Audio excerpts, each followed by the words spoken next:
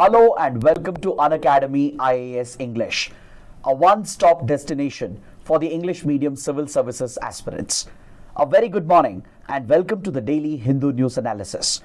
So let's begin today's discussion by first looking at the topics that we are going to discuss.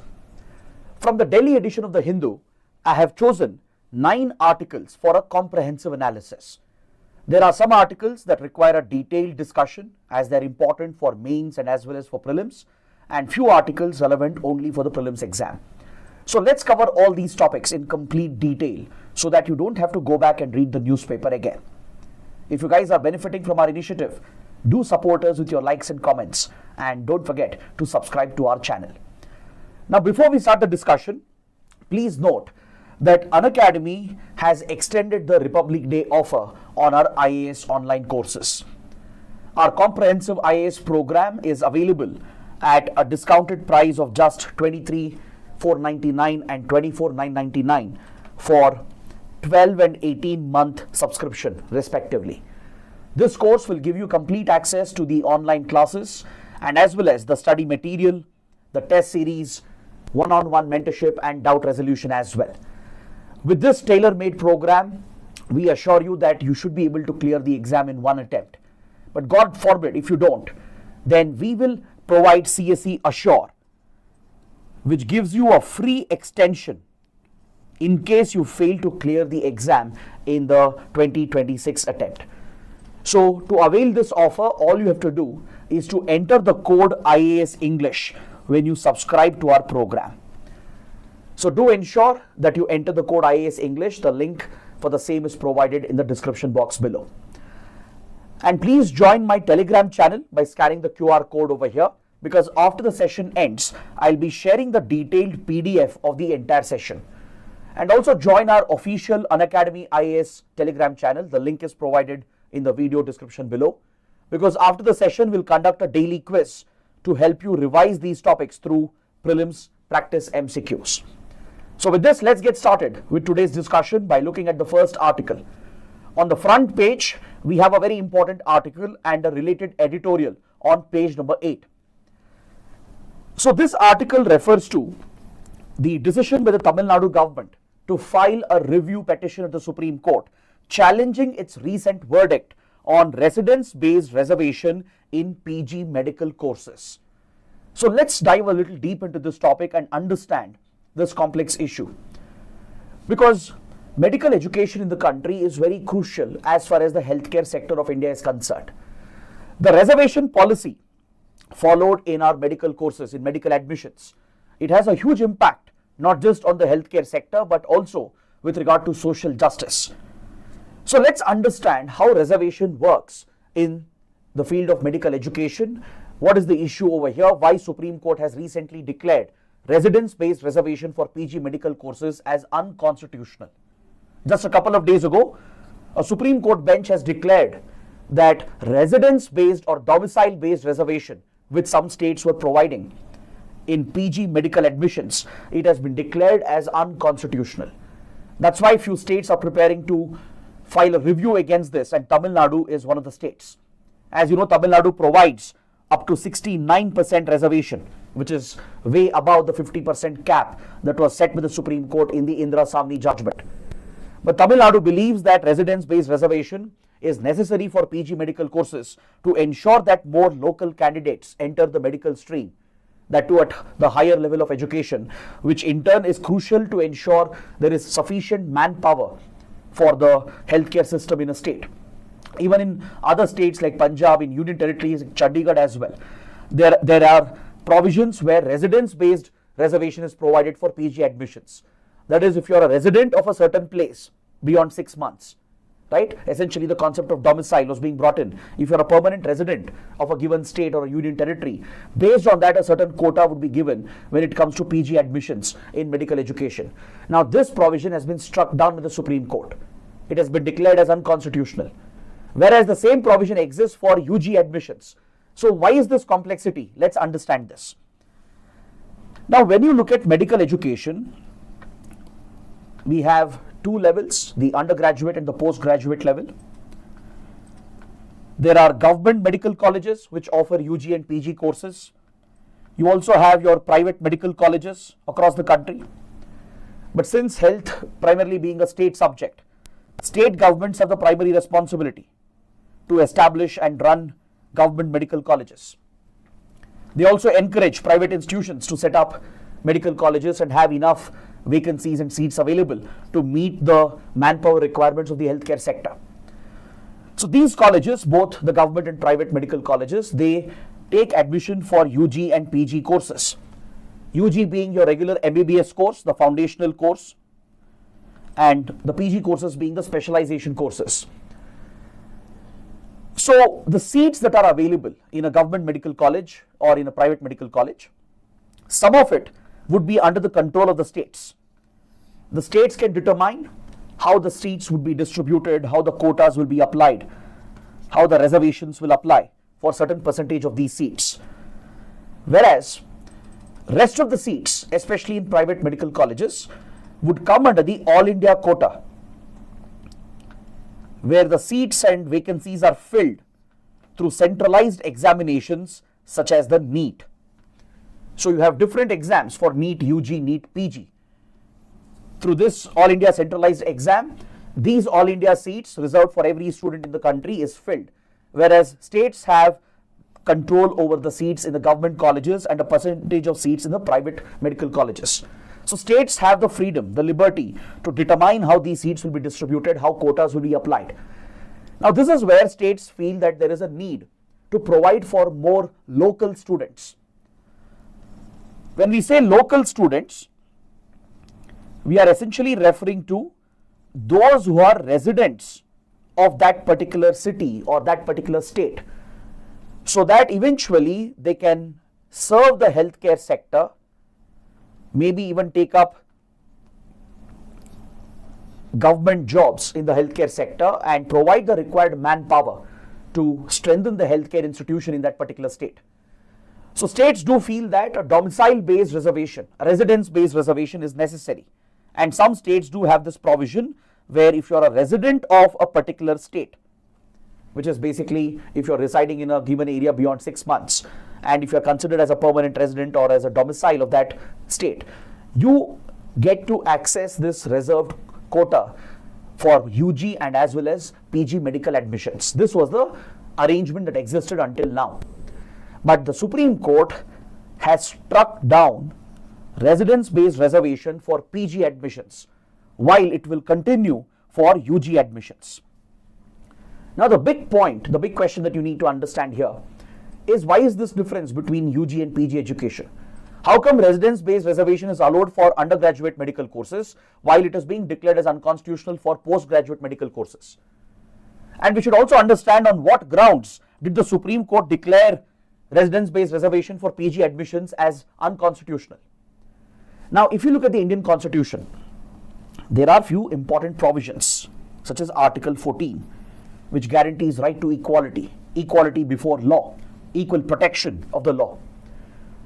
And under right to equality, Article 15 prohibits any kind of discrimination on the basis of your religion, caste, sex, place of birth, etc., which includes your place of residence as well. There is Article 19, which gives you the right to reside in any part of the country, to pursue any trade, any profession that you like, with no restrictions, no discrimination.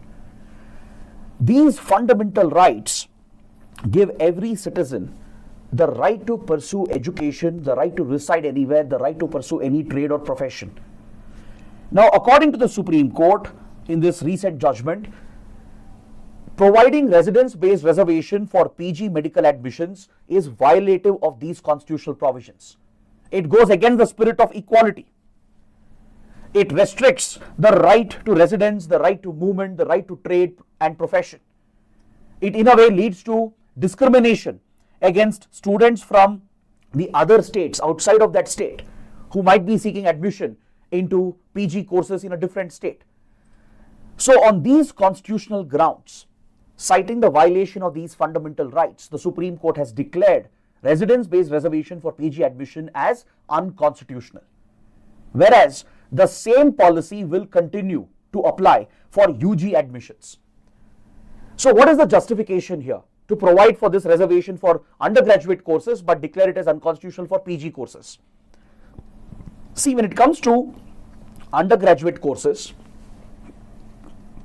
there is a need in the country to have more MBBS graduates, irrespective of whether one is from a different state or from the same state. There is a need across the country to fill the vacancies. We have a shortage of doctors. We need more MBBS graduates. But if you look at PG courses, which is higher education essentially, where you need expertise, where you need merit, you can't compromise merit and expertise at higher education level for the sake of having more admissions and more recruits. Supreme Court has drawn a distinction between the two on the grounds of merit and expertise.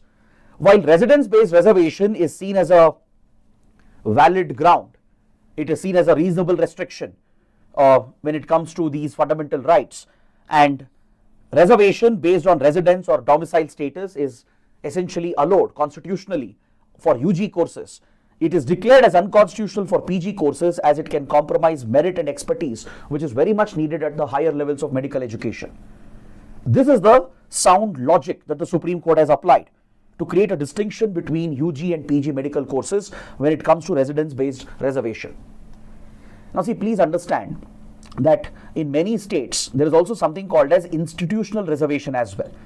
That is, if you have studied in one particular college, right, and you're graduating to the next level, those students get a preference as well. There is a certain quota given to them as well, so that those students remain in the same college, in the same place. Eventually, they'll join the medical services in that state and serve locally.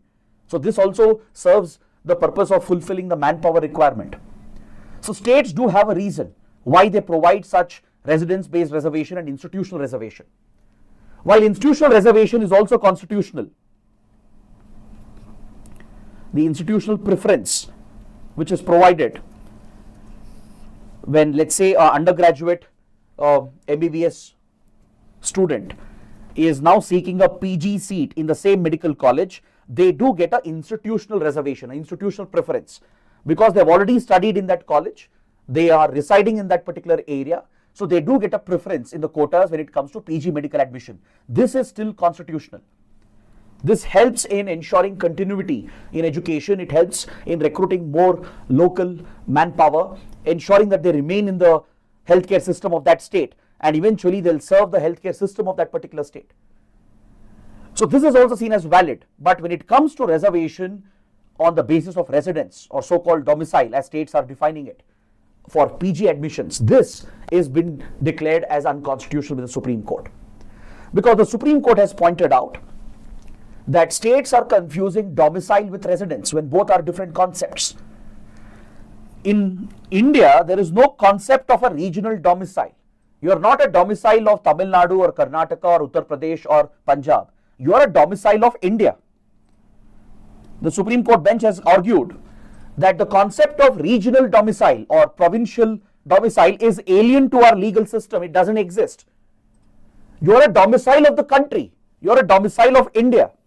But you can be a resident of different states. Residence is something that can shift. You are considered to be a permanent resident if you were to reside in a given place for more than 6 months, and if you have valid documents to prove that. And you have the right to residence across the country according to Article 19. You can go to any part of the country and settle. You can keep shifting your residence as well.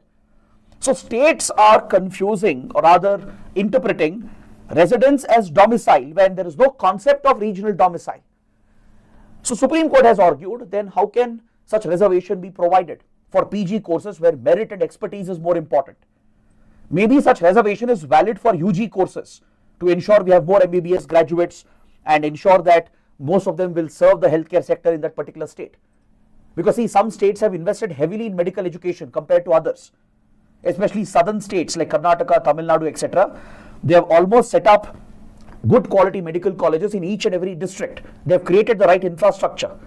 So they would obviously like to have more doctors who are residing in their state, even if they are students from outside the state.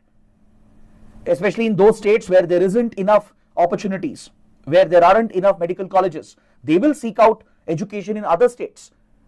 So those states which have invested in that infrastructure would like to keep those students within the state so that they can serve the healthcare needs of that state.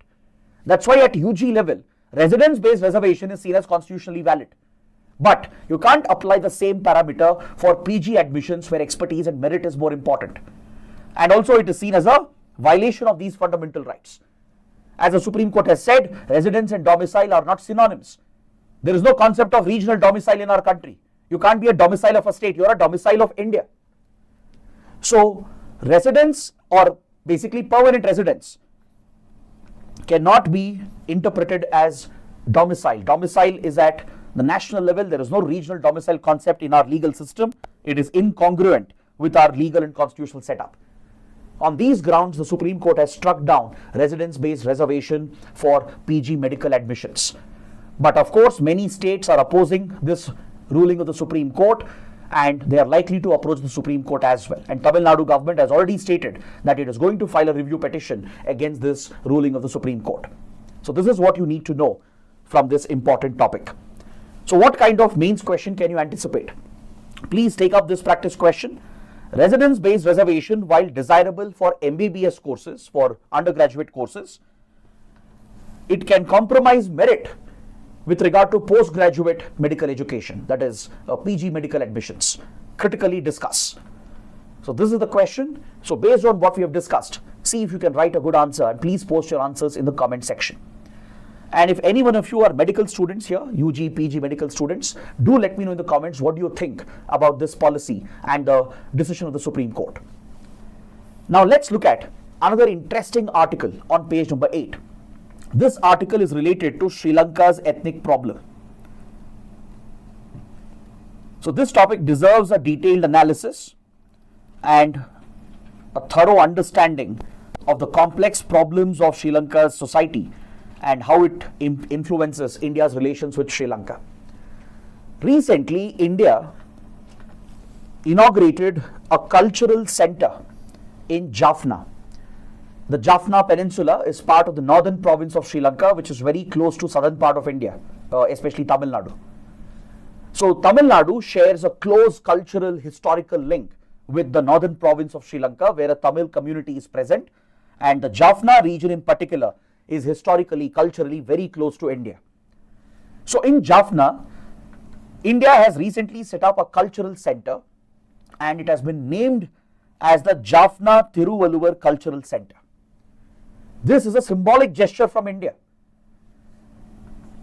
Thiruvalluvar, the legendary, iconic Tamil poet and philosopher, symbolizes the cultural link between the Tamils in India and the Tamils in Sri Lanka. In fact, there was a controversy regarding this center as well. Initially, when India named it as just Thiruvalluvar Cultural Center, Tamils in Sri Lanka protested against it because the name Jaffna had been excluded. So it was renamed again by India as Jaffna Thiruvalluvar Cultural Center. But despite that controversy, the naming related controversy, the establishment of this cultural center symbolizes the close cultural ties, the historical ethnic relations that exist between India and Sri Lanka. So over the decades, in Sri Lanka, the Tamil minorities have been subjected to a lot of discrimination, oppression, and even targeted violence. In post-colonial Sri Lanka, as soon as Sri Lanka became independent from British rule in 1948, Sri Lanka brought out discriminatory citizenship laws and took away the citizenship of Indian Tamils, who were more recently transported to Sri Lanka by the British. See, in Sri Lanka, there are two categories of Tamils that you find. One would be Sri Lankan Tamils and the second would be Indian Tamils. Sri Lankan Tamils are those Tamils who naturally migrated to Sri Lanka historically over centuries. From southern parts of India, from many hundreds of years ago, a large Tamil population has naturally migrated, settled in northern and eastern provinces of Sri Lanka. So this is where you find a strong Tamil community, and they are often referred to as the Sri Lankan Tamils. You find them in northern and eastern provinces over here, around the Jaffna Peninsula, Trincomalee, Batikolau. Around these areas, you find a strong Tamil community who are called as Sri Lankan Tamils, who naturally migrated over hundreds of years. But more recently, during the British era, from India, Tamil laborers were transported to the central highlands of Sri Lanka, the Sri Lankan highlands over here, in order to provide cheap labor for maintaining the plantation crops at the Sri Lankan highlands. The British brought Indian laborers, Tamil laborers, and settled them here, who are referred to as Indian Tamils. They were transported more recently from 1800s to 1900s. So in the central highlands, plantation crops, commercial crops like spices, tea, rubber was primarily cultivated by British enterprises. So they needed cheap labor here, and under the indentured labor system, the British transported Indian Tamil laborers and settled them over here in the last 2 centuries. So these are the Tamils who migrated more recently. So the majority community of Sri Lanka, the Sinhala Buddhist majority, if you look at this ethnic religious profile map, the demographic map of Sri Lanka, you'll easily understand that the Sinhala Buddhists are in majority in the country. The Sinhalas or the Sinhalese, they belong to a distinct ethnic group who speak the Sinhalese language or the Sinhala language, and they're all followers of Buddhism. So Sinhala Buddhists are in majority in the country, whereas the Tamils, that includes Sri Lankan Tamils, primarily northern and eastern provinces of Sri Lanka, and as well as the Indian Tamils found in the central highlands of Sri Lanka. They constitute the minority. So after Sri Lanka became independent from British rule, starting from 1948 itself, the Sinhala Buddhist majority government started discriminating against the Tamils, particularly the Indian Tamils. Sri Lankan Tamils who were older, they had assimilated into Sri Lankan culture. They had been well accepted by the Sinhala Buddhists. There was harmony between them as well, historically. But under the British policy of divide and rule, when Indian Tamils became more prosperous, when they were given more lucrative jobs and administrative positions, this created resentment amongst the Sinhala Buddhist majority, and post-independence, they started taking it out on the Tamil minority, particularly the Indian Tamils. They snatched away the citizenship under the new citizenship laws and declared Indian Tamils as stateless, declared them as India's responsibility, creating a humanitarian crisis. And since then, the targeted discrimination against the Tamil community in general has continued. Throughout 1950s and 60s, Sri Lanka would come out with controversial policies that would target and discriminate the Tamil minority, not just Indian Tamils, but even Sri Lankan Tamils. The Tamil areas would not receive adequate budgetary allocation. With regard to development governance, northern eastern provinces never got the same priority as the Sinhala Buddhist majority areas. This event eventually led into targeted violence against the Tamil community under the hands of the radical Sinhala Buddhists, the far right-wing Sinhala Buddhists, resulting in large-scale violence and anti-Tamil riots which consumed the country. So this is the basis of Sri Lanka's ethnic conflict. So in these Tamil populated areas, Tamil militancy broke out as a form of resistance against the oppression and the targeted violence that the community was facing. By 1970s, Tamil militant groups such as LTTE had taken shape, and eventually India got directly involved in this conflict. After the 1983 anti-Tamil riots, which triggered a massive refugee crisis where India received lots of Tamil refugees, India was pushed to intervene, not only to mediate between the militant groups and the Sri Lankan government, and also try to bring this conflict to a peaceful end, but it is alleged that India even covertly backed and supported the Tamil militants, particularly the LTTE, in order to achieve certain strategic interests. Since Sri Lankan government had largely been seen as hostile to India in the 1970s, it had become pro-Pakistan, pro-US, especially during 1971 war and during the Cold War rivalries. India had seen Sri Lanka as a hostile threat, and India leveraged this ethnic divide, allegedly, to create a influence for itself, so it could counter the Sri Lankan government, which had shown hostile tendencies against India. So this controversial involvement of India would become even more disastrous after India negotiated the India-Sri Lanka Peace Accord. Prime Minister Rajiv Gandhi in 1987, following the brutal ethnic conflict, played a pivotal role in trying to bring this war to an end by negotiating the India-Sri Lanka Peace Accord. Under the Peace Accord, we convinced LTTE to surrender. We convinced Sri Lankan government to call for a ceasefire and withdraw the army and to end the hostilities. and we convinced Sri Lanka to provide concessions in the form of constitutional reforms known as the 13th Amendment, technically 13A. We convinced Sri Lanka to introduce these constitutional changes which could provide more rights to the Tamil provinces. Under the 13th Amendment, Sri Lanka was supposed to provide devolution of powers and give some sort of limited autonomy to the Tamil areas so that Tamil rights can be protected and Tamil language could also be given the equal treatment. Because until then, Tamil language was not seen at par with Sinhalese language. So because of the India-Sri Lanka Peace Accord and the 13th Amendment, which was partially implemented by Sri Lanka, Tamil language was finally treated as an official language on par with Sinhalese, and English was declared as the linked language. See, in Sri Lanka, when it comes to regional provinces, there was no concept of provinces. Sri Lanka has a very unique political structure. Sri Lanka actually has 3 different constitutions. I don't know if you know this. There is a 1948 constitution heavily inspired by the British constitution. Then there are republican constitutions of 1972-78 heavily inspired from the French constitution and as well as from a few principles from the American constitution. So there are 3 distinct constitutions that provide for a strong center. It provides for a presidential form of government with a strong parliament as well. Sri Lanka has a mix of presidential parliamentary form of system. There is a strong center and only local governments were envisaged under these Sri Lankan constitutions with no provincial governments. Unlike India where we have state governments, in Sri Lanka there is no concept of states or provinces. It would be a strong center with local governments. But India pushed Sri Lanka to consider giving autonomy to Tamil areas, some limited autonomy by devolving critical powers so that this could satisfy the demands of the Tamil minorities who had historically faced oppression and discrimination.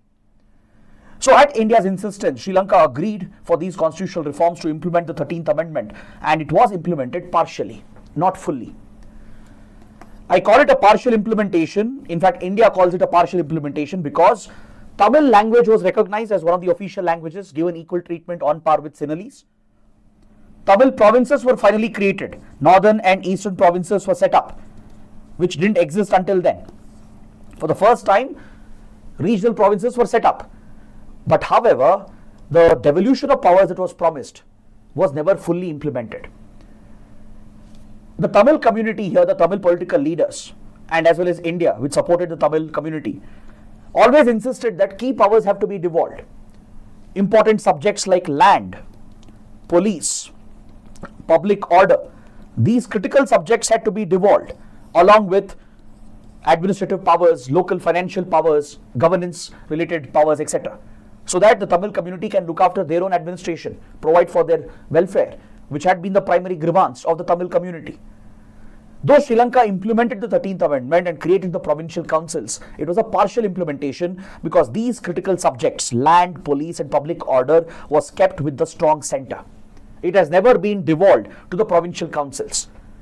And as per the Peace Accord and the 13th Amendment, Sri Lanka was supposed to hold regular elections to these provincial councils, which has never happened. Though provincial councils were set up, hardly 1 or 2 provincial elections have been held in the country, and there has been no regularity in the conduct of provincial elections. So this remains an unfulfilled promise from Sri Lanka. And India believes that this is the solution to end the ethnic problems, to address the grievances of the Tamil community, to provide for their welfare and upliftment. So since 1988, India has always insisted that 13th Amendment should be fully implemented. Subsequent governments, prime ministers, foreign ministers, each and every time have brought up this matter with Sri Lanka, urging Sri Lanka to fully implement 13th Amendment and to fully commit towards the promises made under the India-Sri Lanka Peace Accord. Because India invested a lot into this relationship and into the peace agreement. We even deployed peacekeeping forces. The Indian peacekeeping forces were deployed in Sri Lanka to maintain the ceasefire, and we even took a massive hit as LTTE would target the Indian troops. And India took a massive loss when it comes to the peacekeeping mission. Eventually it became a huge failure and India had to retreat and withdraw the peacekeeping forces as well. So India has a direct stake because we need to ensure the well-being and the prosperity of the Tamil community, which has been historically targeted and oppressed.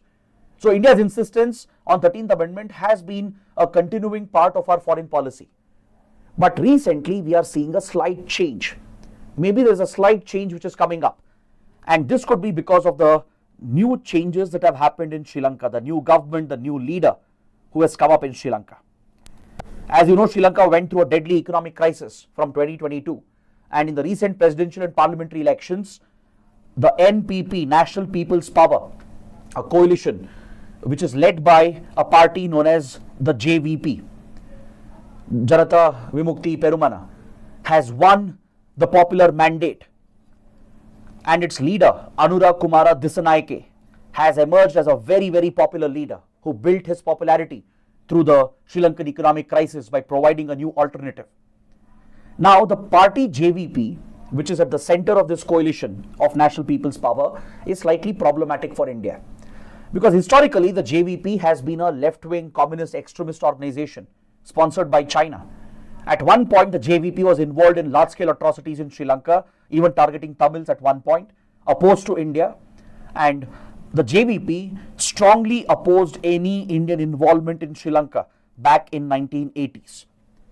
It opposed the peace accord that was pushed from India. And it opposed the 13th Amendment that India had proposed, that India had convinced Sri Lanka to implement through constitutional reforms. So historically, the JVP has been against any kind of Indian interference in the Tamil issue, and it is especially opposed to the implementation of 13th Amendment.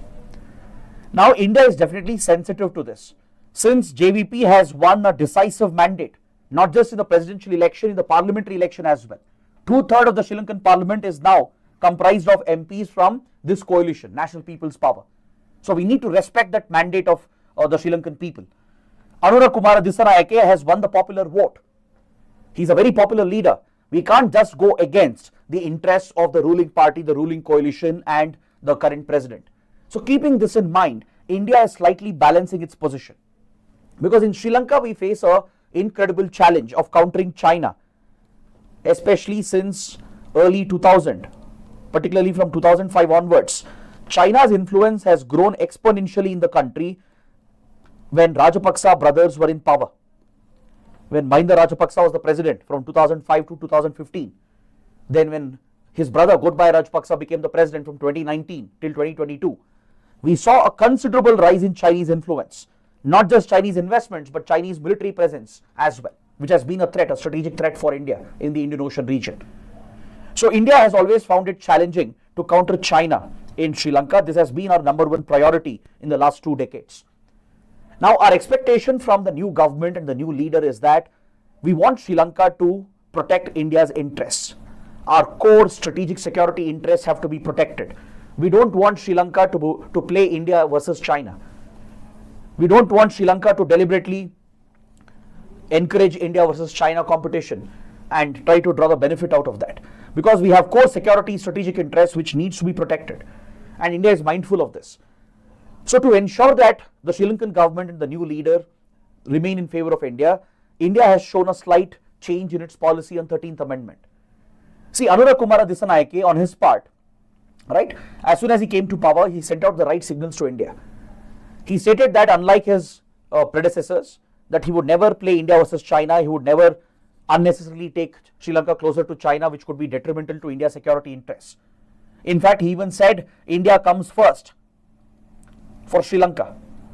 And he chose to visit India.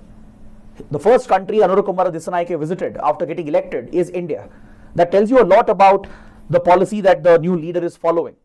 Though he visited China as well and signed a lot of agreements after that, he has clearly stated that his new government, the JVP-led NPP coalition government, will not play India versus China. It will not be anti-India, it will not be anti-China or pro-China. It will look after Sri Lanka's interests without compromising India's core security interests. So when Anura Kumara Dissanayake and his party showed this concession, showing a shift from the historical opposition of JVP against India, India also had to take a step. And that is why when Dissanayake visited India, met Prime Minister Modi recently, we did not explicitly mention 13th Amendment. For the first time in 3 decades, India did not explicitly mention the 13th Amendment. So, is this a dilution of India's policy?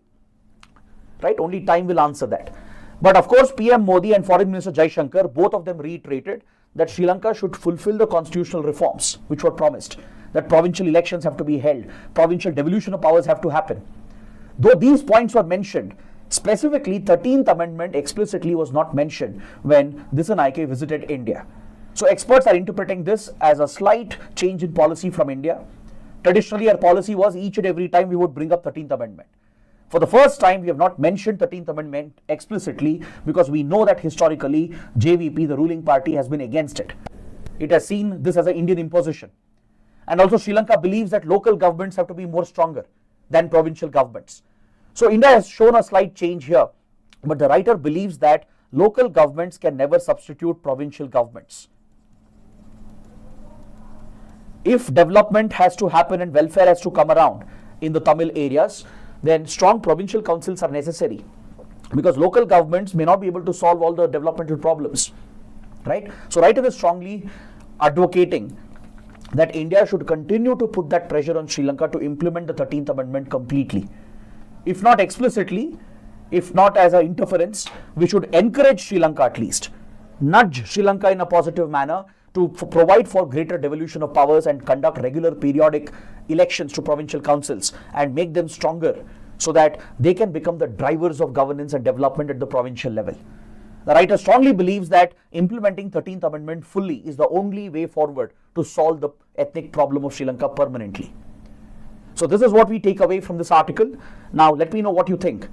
Should India abandon its commitment to 13th Amendment, or should we continue pushing Sri Lanka? Or should we strike a better balance like the Modi government has shown? Should we avoid mentioning 13th Amendment and putting unnecessary pressure because that might push Dissanayike's government in favor of China? It might turn the Sri Lankan government against India. Or should we just nudge the government for reforms and greater devolution without mentioning the 13th Amendment? Is that a better approach? What do you think? Let me know in the comments. So please take up this practice question. Implementing 13th Amendment fully is the only way forward for resolving Sri Lanka's ethnic problem. Examine in the light of recent developments. Next, on page number 10, the Hindu provides a very interesting infographic, a set of graphs that helps us track and understand migrant movement in our country. See, for policy makers, even for researchers, experts, it's very important to understand the movement of people within the country, the migration, the internal migration that takes place with regard to economic planning and development, right? It's crucial to track how the people inside the country are moving around. What is the kind of internal migration which is happening? Now, the important tool which would give us this data is the census. If you look at 2011 census data, 45 crore Indians migrated internally from 2000 to 2011. As the Indian economy boomed following LPG reforms and massive opportunities opened up in our urban centers and cities and coastal states, there was a lot of migration from the hinterland and the relatively backward states towards places like Delhi, Mumbai, even Kolkata, southern Indian states, etc.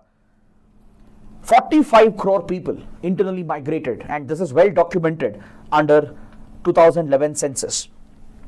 But after 2011, we don't have established data to track internal migration because the current government has never conducted the next census. It has been delayed, postponed repeatedly. So without the census, it's hard to put a number on the migration that has happened and establish the patterns of migration, which is very crucial for policy making, for governance, and even for budgetary planning, for example. So that is why, in the absence of a new census, since it is going to take at least few more years for census to be completed, right? The Prime Minister's Economic Advisory Council has proposed a new concept. It has proposed a new idea to use other parameters as proxies to determine, if not accurately, at least determine the patterns of migration, so it can help us understand how Indian workers have migrated, especially post-pandemic. Because COVID-19 was a major disruptor. The lockdowns led to reverse migration as well, as millions of migrant workers lost their jobs in cities and in other states where they were settled forcing them to migrate back to their hometowns, to their home states. So to get an idea about the impact of the pandemic and what is the current trend in migration, Prime Minister's Economic Advisory Council has proposed a new concept. Since there is no census data available for the time being, it has proposed few alternate parameters to be used as proxies to understand the pattern of migration in our country. So let's understand what are these new parameters. How can they be proxies to understand migration patterns? Let's take a look. There can be a prelims question based on it, or you can use the insight in a mains answer or in an essay topic as well. One important parameter would be unreserved train tickets, which have been booked over the last 12-13 years with the Indian Railways.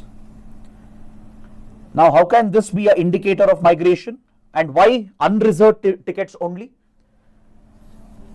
See, those who migrate are primarily from the lower sections of the society. It's primarily the jobless, right? The ones who have not been able to survive in an agrarian economy, the ones who have lost livelihood in the rural areas. Primarily the poor agrarian families are the ones to migrate. They can't afford reserved tickets and higher class tickets. Most likely they'll be booking unreserved train tickets. And this booking pattern from one state to another, one place to another, will give us a lot of insight. If not very accurate insight, it will at least act as a proxy for the time being. Till the next census is done, this can be a good proxy, one of the proxies to understand the pattern of migration.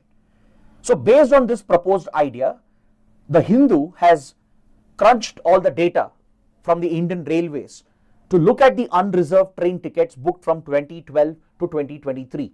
And these are the patterns.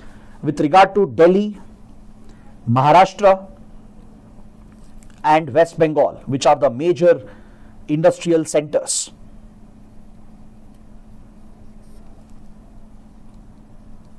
These three major industrial hubs have been taken to understand the flows and patterns of migration, and just look at the states from where the migrant workers have come in. Primarily from UP, Bihar, Rajasthan, Madhya Pradesh, Punjab, Haryana towards Delhi NCR region.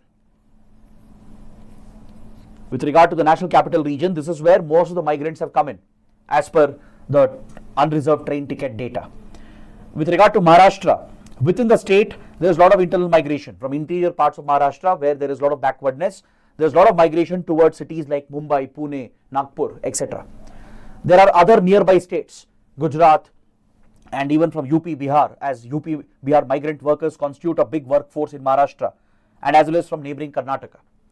Coming to West Bengal, the migrant population has come primarily from within West Bengal, because there is a big divide within West Bengal itself. Though Kolkata is a major industrial center, right? There are many parts of West Bengal which are very relatively backward and underperforming.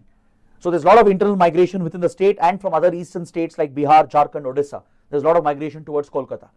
So such patterns can be established, which can be very insightful for policymakers. The other proxy indicator proposed by Prime Minister's Economic Advisory Council is the banking data. Bank accounts, saving bank accounts, current bank accounts, and the ratio. This will tell you a lot about migration.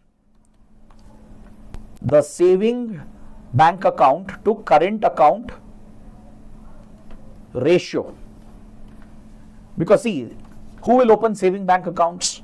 It is individuals like you and me, right? The common people, all individuals will have saving bank accounts. Current accounts are primarily for organizations. Now, when you take the ratio of this, if this ratio is very high, what does it tell you? It tells you that there are more saving accounts in a particular region compared to current accounts. It means there is low industrial activity in that area. Let's say you take a state or a district and take the ratio of saving accounts to current account. If this ratio is very high, it means there are more saving accounts than current accounts, which means there are lesser organizations, lesser industrial activity, and more number of people. So this is a region of low industrial activity, which means this can be a source for migration. If the ratio is low, it's the opposite. It means there is high industrial activity in such a region. If current account is more, than saving bank account in a given region, it means there is more industrial activity, more organizations operating in that area. So places like Bengaluru, Hyderabad, Mumbai, Delhi will definitely have low ratio of saving account to current account. But relatively backward places like, let's say, in Rajasthan, Madhya Pradesh, UP, Bihar, they will have higher ratio of saving account to current account. So using this proxy parameter, you can map the migration patterns. Just look at the areas in parts of UP where the ratio is higher, clearly indicates lower industrial activity, higher population, which means it's a source of migration. Look at areas like Maharashtra, especially around Mumbai, southern parts around Bengaluru and the industrial corridors of Tamil Nadu, or even Gujarat and Andhra Pradesh and Telangana, which are the primary industrial belts of India. You will see that the ratio here is lower. So this is a good proxy as well. The banking data, the saving bank account to current bank account ratio is a good indicator. Then finally, telecom data. See, when you have a mobile phone connection, right, the mobile service provider, they basically classify their subscribers into two types. One would be a home subscriber, where you have procured the SIM, which means you're most likely residing in that particular place. And when you leave that home region or the home zone, you become a visitor when you are on roaming in another region. When you leave that network zone, right, and migrate out of it, and you access the network in a different region or in a different state, essentially when you are on roaming, you become a visitor according to the telecom companies. So they have this data readily available, right? How many home numbers are present, home subscribers are present in a given district or a state, and how many of them are visitors, which means they are migrated over there. So using this data and plotting this on a graph will tell you the extent of migrants present, the pattern of migration which is taking place. Now look at the graph here, for example. This shows you Eastern UP Telecom Circle, telecom data from Eastern UP, which is a hub of migration where migration happens to be more. But can you see a big reversal happening here? Just see how visitor subscriber base has remained a little consistent with the total subscriber base. But all of a sudden in 2019, there was a big disruption. Because of the COVID-19 lockdowns, a lot of migrants who were working in other states, settled in other states, they came back to UP. They returned back and you see a jump in the visitor numbers in Eastern UP, which means a lot of migrant workers came back who were not present here. They had SIMs from other states. Now they are registered as visitor subscribers by these companies, which tells you that these are people who have come back post-lockdown. Most likely these were migrant workers who had gone to, let's say, Mumbai or Delhi. Since they lost the jobs, they have come back now. And the mobile data shows that these are visitor subscribers. Now, you see the same concept being applied in industrial areas like Delhi. Look at the data from Delhi Telecom Circle. You see a divergence here. You see a big drop in the visitor subscribers compared to total subscribers, indicating that a lot of migrants left. During the pandemic, a lot of migrants left Delhi, most likely going back to their hometowns, going back to their states. So such patterns can be drawn, inferences can be drawn. Even though it's not very accurate and very reliable data, it is still helpful in drawing these inferences, which can be very useful for policymakers and planners. So I think that's a very interesting insight that this article provides. You can use this in your answers in mains, and maybe there can be a prelims question as well. UPSC might ask you, how can we track migration, understand migration without census data? Which parameters can be used? So unreserved train tickets, banking data, the SB to current account ratio, and telecom data. This is proposed by the Prime Minister's Economic Advisory Council. So there can be a prelims question on this. Now coming to the next article. The Union Minister for Electronics and IT, Ashwini Vaishnav, has pointed out that India is on track to compete with US, China and their AI tech giants, given the disruption that has been caused by DeepSeek. See, a couple of years ago, OpenAI caused the biggest disruption in the world of artificial intelligence and big tech.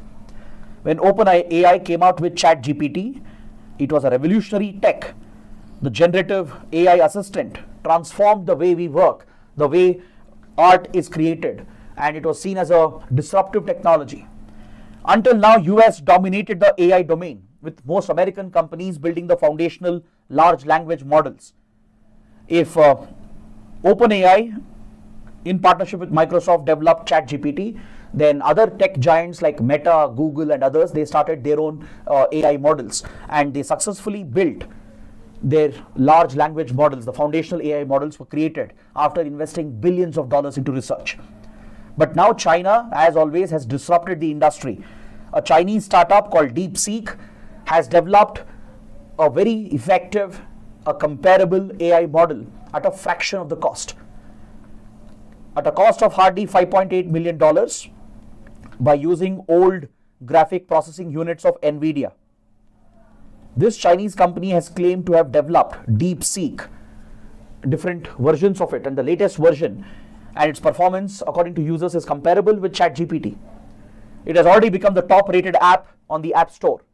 It has beaten ChatGPT and other AI models, and the best part is it has been developed at a fraction of a cost according to what claims are being made from this Chinese company. Now this is something that has caused a big disruption. It changes our very understanding of the AI world. We always thought to build AI models and to train these AI algorithms, especially the large language models, to train them on large data sets. We always thought you need massive computing capability. That's where GPUs come into picture. Since they require a lot of computing capability, graphic processing units, which are manufactured by very few companies in the world, such as NVIDIA, they were thought to be critical. That is what explains the massive rise in the stock price of NVIDIA, where it became a multi-trillion-dollar company, right, and became one of the largest companies in the world because of its monopoly on GPUs. So companies like OpenAI, Meta, Google, many others, and even many countries, governments which invested in AI research, they all started hunting for NVIDIA GPUs. They started stockpiling it. There was a huge demand that got triggered, leading to the massive surge in the stock prices of NVIDIA and other chip manufacturers, even AMD, Qualcomm, right? They all saw a big surge in their stock prices over the last couple of years, because everyone believed that to build AI models and large language models, you need massive computing capabilities. You need the most advanced GPU chips. This even became a critical sensitive technology, and US started controlling, restricting the exports. Since this turned into a geopolitical competition with direct security strategic consequences, US tried restricting the export of these strategic chips to countries like China and others, including India. And US brought export controls to ensure that these critical GPUs are available only to American companies, not to foreign companies. So this was what we understood about AI. But now DeepSeek has changed this upside down. DeepSeek has shown that you don't need those expensive GPUs, you don't need such advanced high computing capability. Even with the older chips of NVIDIA, the H800 chips, which are relatively cheaper, you can still build effective models by using creative techniques. And best part is DeepSeek is open source, meaning it's free, it's open, unlike ChatGPT and other American counterparts. So this disruption caused by the Chinese company is massive. It's something on the scale of the Soviet launch of Sputnik that triggered a space race and had a huge geopolitical and economic impact on the world. So something similar has happened in the last week, where American companies have lost billions and billions of dollars in the stock market. Their valuations have fallen. Now they are in a race to compete with Chinese companies like DeepSeek. And this raises question, where does India stand? Are we even in the competition? Clearly the answer is no. India is miles behind US and China and their companies when it comes to building such AI models. But Union Minister Ashwini Vaishnaw is quite confident when the same question was asked, where does India stand? Now that China has brought out DeepSeek and US has all these platforms, what is India doing? What are Indian companies doing? When this question was brought up, Union Minister has said we are just 8 to 10 months away from building our own model. If you go by the words of the Union Minister, there are at least 6 to 8 Indian companies, AI startups, the tech companies of India, which are working on similar foundational models of AI. And he strongly believes that in another 8 to 10 months, India would also have its indigenous AI large language model. So India has a very ambitious mission to support this initiative called India AI Mission. And this is very important for your exams. The Niti Aayog and the government of India have given utmost priority for India AI Mission, with almost 10,000 crores allocation, where the government is subsidizing the private industry, giving incentives to tech startups and AI companies to invest in AI research. The government is encouraging them, incentivizing them through India AI mission, and it is also setting up the infrastructure that is necessary. Since large computing capabilities are needed and it's very expensive, right? Under India AI mission, common infrastructure is being created by the government. Instead of every company having to procure these advanced AI chips or GPUs, and every research institution, college trying to procure them, instead of that, the government is trying to create a common cloud-like infrastructure, which can be virtually used by any company or any research institution, any college in the country. So the government's idea is that it's going to procure almost 18,600 GPUs under India AI mission. India is likely to source them from abroad because we don't have any indigenous capability here. Under India AI mission, the goal is to stockpile at least 18,000 plus GPUs and create a common AI data center. Create a common infrastructure, a cloud-like infrastructure, which can then be sourced for private companies, academia, research institutions, colleges, and this will bring down the cost significantly. Instead of each company, college investing separately, which is not feasible, right? If the government sets up the common infrastructure and rents it out, the per hour cost of operating such GPUs will fall significantly. The Union Minister has said we can bring down the cost to less than 100 rupees per hour by creating such common infrastructure, which means research institutions, companies have to pay only hardly a few hundred rupees per hour to make use of the common AI GPU infrastructure that the government is going to create. But however, the government forgets the fact that United States is unlikely to give all the GPUs to India. Because see, the US, which has brought export controls, it has restricted the availability of certain high-grade GPUs to even India as well. Though US has allowed export of certain GPUs to India, the more advanced variants like A100, the H100 of NVIDIA, these are highly restricted technologies. Even India may not be able to easily access them. Because right now US is in a rush, it's in a competition to outmaneuver China and its rivals. Because this has clearly turned into a geopolitical strategic competition now. So India is on the middle tier of a 3-tier export control list that the US has created. The US has created 3 lists where countries are listed accordingly. Those in the first list are the close American allies, the NATO allies essentially. They will get access to high-end American technology. Those at the lower end will be sanctioned. They will not have access to American GPUs. Those in the middle tier like India is placed in the middle tier. We will get some access, some limited restricted access, but not to all the GPUs and definitely not to the latest technologies. And also the US has a review mechanism regarding the end usage of these GPUs. Before it approves export of GPUs to other countries, it conducts an end use review to decide and check what is the purpose of the GPUs, why is this country procuring it, what is the end application, will it threaten American interests? If that is the case, US will block the export. So on the end use review list, there are only 2 countries, China and India. So US has placed India on par with China because US has a worry that India might share the technology with Russia. Of course, Russia is already under sanctions. There's no way US will supply the GPUs to Russia. But the American concern is, through India, can the GPUs reach Russia? Or will India use advanced AI to accelerate the nuclear weapons program, which is something that will worry US as well, as it threatens American strategic interests. So since US has concerns about India's end use, it has placed India on the review list. We are in the middle tier with limited access to American GPUs, and we can't access most of the advanced GPUs. So given that reality, it's hard to believe that in another 8 to 10 months that Indian companies can build something like ChatGPT or DeepSeek. See, I'm not being pessimistic, we're just being realistic. But of course, one should hope that India can make those strides. Our companies, our research institutions can match up with these global standards. That is what we should hope for. But the ground reality indicates something else, which means we need a greater push, a greater push for innovation, research, and indigenization, and it has to be from the domestic companies itself, because no foreign company will be sharing such critical technologies. With this, I complete my discussion of all the big articles in today's paper. Now let's quickly move towards the smaller articles. On page 5, we have this important article.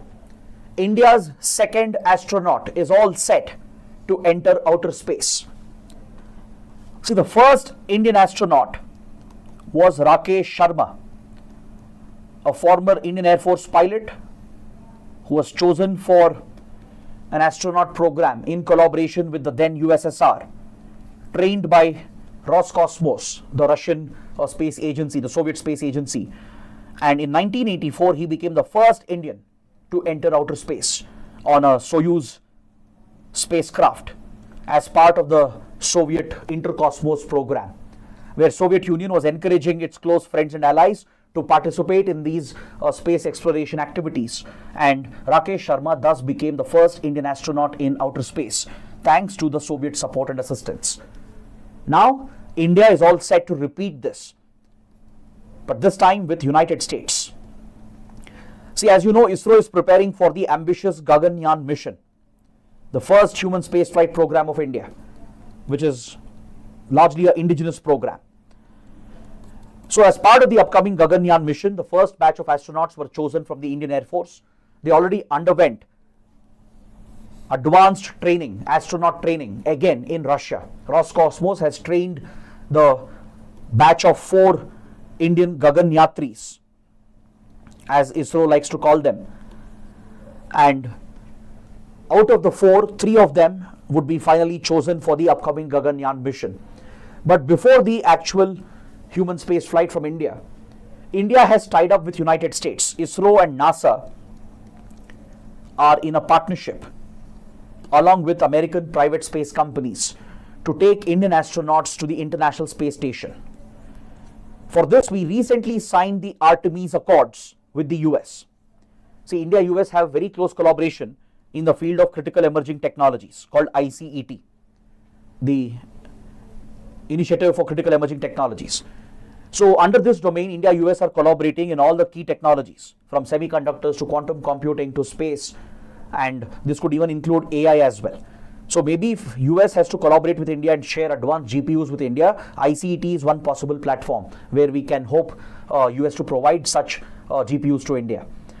But other than that, as part of the growing scientific collaboration between India and US, we signed the Artemis Accords as the NASA and American space companies are planning to return to the moon and take space exploration beyond the moon to even Mars and other interplanetary bodies. So under the ambitious Artemis Accords, the Artemis mission, right, ISRO has partnered with NASA with many other countries, and as part of this, Indian astronaut is going to fly to the International Space Station. So in the upcoming Axiom 4 mission of NASA, which will be executed by the American space company SpaceX of Elon Musk, the second Indian astronaut will fly into space, and this would be Shubhanshu Shukla. Clear? So this would make him the second Indian astronaut to enter space after Rakesh Sharma, but the first ever Indian astronaut to be deployed at the International Space Station. Next, in an article on page number 12, opposition leader P. Chidambaram has warned that India is heading towards a middle income trap. Looking at the revised GDP estimates, the falling growth numbers, the high inflation, high unemployment rates, opposition leader Chidambaram, who was also former finance minister, has observed that India is heading towards a middle income trap. So what is this middle income trap? Let's quickly understand this concept. This concept was developed by 2 top economists, Intermit Gill and Homi Karas, in 2007. They observed that certain countries which are transitioning from low income to middle income countries, they get trapped in the middle income status, and they find it almost difficult or even impossible to transform into high income countries because of certain economic challenges. These low income countries, they may transition into middle income countries, essentially developing countries, underdeveloped countries might transition into developing countries, but they'll find it difficult or even impossible to transition into developed countries with a high income level. So this essentially is referred to as the middle income trap, and there is a way to measure this as well.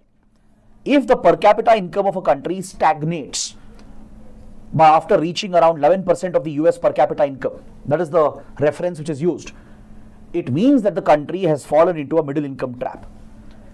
After the per capita income hits 11% of the US per capita income and it stagnates over there, it doesn't increase beyond that, it means the country is stuck in a loop, in a middle income loop, where it might be impossible for the country to get out. Why is it so difficult? Because experience, history shows that only 34 middle income countries have successfully escaped the middle income trap. Just 34 economies have gotten out of the middle income trap. Now, can you name some of these countries? In the comments, can you please give examples of these countries which have successfully escaped the middle income trap and transitioned into high income status? Now, this arises usually when growth numbers fall or stagnate, inflation remains very high, and the job creation doesn't happen as per the requirement of the economy. So high unemployment, high inflation, lower growth or stagnating growth is a classic sign of a country falling into middle income trap, where the per capita income doesn't grow beyond a point, it stagnates, trapping the country in the middle income zone. So the country will never really transition into a developed country or a high income country.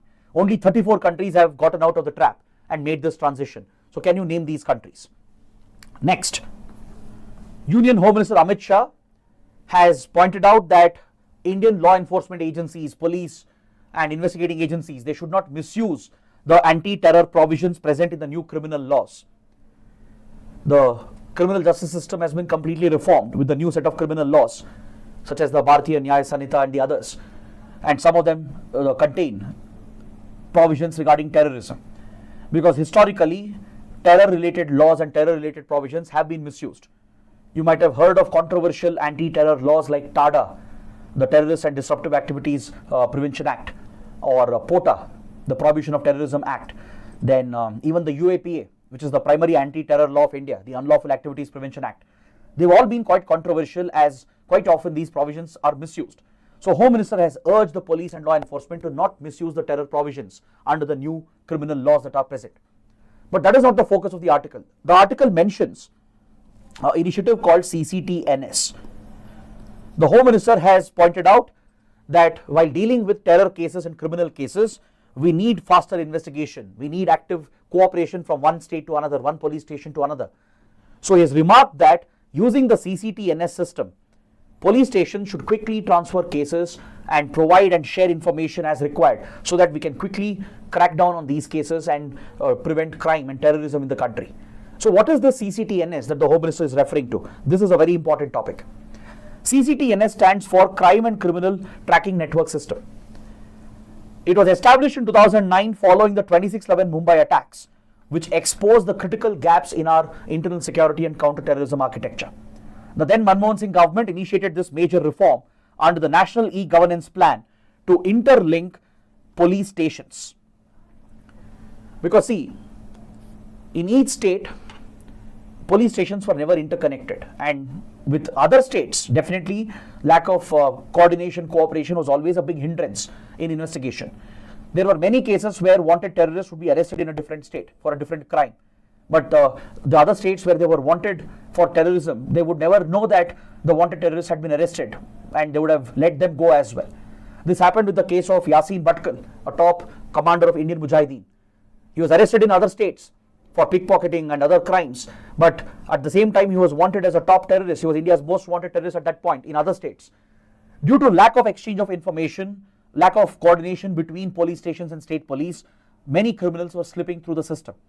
So to plug this, there was a need for a national database and a technical infrastructure, right, or IT infrastructure essentially, which could interconnect state police and police stations, and this was CCTNS. It has been successfully established under National E-Governance Plan. Today, police stations across the country are interlinked, where FIRs can be transferred, and any information, any data that is needed from one station to another, one state to another, can be transferred. So this brings nationwide integration of our policing system. It will help in catching hold of criminals and even to search for those who are missing, especially children when they are kidnapped. right? When interstate gangs are involved, it becomes easier to track the victims of kidnapping, or when unidentified dead bodies are found, it becomes easier to track down those cases and achieve coordination between police forces. So CCTNS is that critical system. It's an e-governance reform that has been pivotal in our internal security. Next, the Indian Navy has achieved a major milestone. See, Indian Navy has a very ambitious program to circumnavigate the earth known as Navika Sagar Parikrama. Under Navika Sagar Parikrama, in the first edition, Indian Navy sailors, they circumnavigated around the world, achieving a rare feat.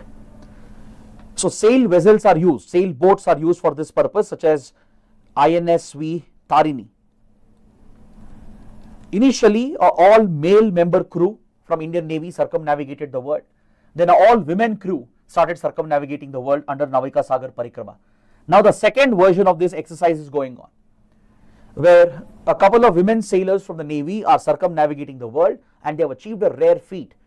They have basically reached the most remotest location on planet Earth, which is Point Nemo. So this can be very important for prelims, for a map-based question. Point Nemo is considered as the most remotest location on our planet. Why? Because it is almost 2,700 kilometers away from the nearest land mass. It is situated in the South Pacific Ocean between Australia, New Zealand on one side and South America on the other side. In this part of the South Pacific, there is a small location which is also referred to as the oceanic pole of inaccessibility. It's one of the most difficult regions for humans to access because of its large distance from the nearest land mass. So the Indian Navy sailing team set off from New Zealand, from the Lyttelton port in New Zealand to the port of Stanley in Falkland Islands towards Argentina. While making this long journey, they reached Point Nemo, the farthest, remotest region, which is considered as the oceanic pole of inaccessibility. This region is so far away from the landmass that International Space Station will be closer to Earth compared to this particular point. So there's a lot of scientific curiosity as well around it, to study the waters, to examine and experiment with the waters present here. And the sailing team has collected water samples, which will be studied later by the National Institute of Oceanography. So please note down, what is Point Nemo? Why is it important? Right? It's the remotest place, almost 2,688 kilometers from the nearest landmass, and considered to be the most remotest part of the Earth. That's why it's known as the oceanic pole of inaccessibility, a highly inaccessible region. To reach this region, you need logistical supplies. You need enough food and water, because there's no coming back. The nearest landmass is 2,688 kilometers away. So especially when you're sailing, see, with modern vessels and boats, it's easy, but sailing boats will be very difficult to access Point Nemo. But the Indian Navy team has achieved this remarkable feat under Navika Sagar Parikrama. Coming to the last article, the Supreme Court has relaxed the conditions related to the appointment of ad hoc judges to high courts. I hope you know that under Article 224A of the Indian Constitution, ad hoc judges can be appointed to high courts when high courts are falling short of their judicial strength, and if the cases are piling up, if the case pendency is increasing. To handle the high load of cases and the vacancies which have been left unfilled, there is a provision under the Constitution, under Article 224A, where retired judges can be brought in as ad hoc judges to assist high courts in clearing the pendency of cases, particularly criminal cases, certain category of criminal cases. These ad hoc judges will have the same powers, the same remuneration, and the same status as that of a high court judge for the time being. As long as they are ad hoc judges, they'll enjoy the same perks, reimbursement, and the same remuneration as that of high court judges. So this is a temporary ad hoc arrangement to plug the gap with regard to judicial strength at the high court level. In 2021, the Supreme Court placed several conditions on the appointment of these ad hoc judges, since it noticed that it was being widely misused. and it was leading to a compromise in the quality of judges who are being appointed. Supreme Court in 2021, in the landmark Lok Prahari versus Union of India case, please make a note, in the Lok Prahari versus Union of India case, in 2021, Supreme Court laid down few conditions. One condition was that ad hoc judges can be appointed to state high courts only if the vacancies cross 20% of the sanctioned strength. Let's say in a particular high court, sanctioned strength is 10 judges. If, let's say, 3 vacancies are left unfilled, only then ad hoc judges can be appointed, which is more than 20% of the sanctioned strength. This was a condition. Along with that, few other conditions were laid down. If cases in a particular category were pending for over 5 years, with regard to specific cases, let's say rape cases are pending for more than 5 years, or if 10% of pendency has crossed 5 years, out of the total pending cases, if 10% of them have crossed more than 5 years without a judgment, then more judges can be appointed through ad hoc mechanism under 224A so that the cases can be disposed quickly. And the other condition was if the rate of disposal is lower than the rate at which new cases are being filed. Because see, High Court is highly burdened. There are 6 million cases pending with 20 lakh cases being criminal appeals. There is a big shortage of judges at the High Court level. So that's why this provision was provided, and the Supreme Court had placed all these tough conditions. But now the Supreme Court has relaxed one of the criteria. The Supreme Court has relaxed this criteria that you need vacancies to be more than 20% of sanctioned strength. This has been relaxed. So which will allow high courts to appoint high court ad hoc judges, right, to fill some of the unfilled vacancies, even if it's less than 20% vacancies of the sanctioned strength, and ensure that cases are quickly disposed. Understood? So this is a key provision. Please note down and please understand the importance of the Supreme Court ruling where the conditions have been relaxed for appointing ad hoc judges at high courts. On this note, I bring my discussion to an end. I hope it's been an interesting session. I hope you guys have understood everything. And if you did, please let me know in the comments. And I gave you a few exercises. Please answer them and mention the answers in the comments. So that is it for today. Thanks for watching. We'll see you tomorrow. Take care. Have a good day.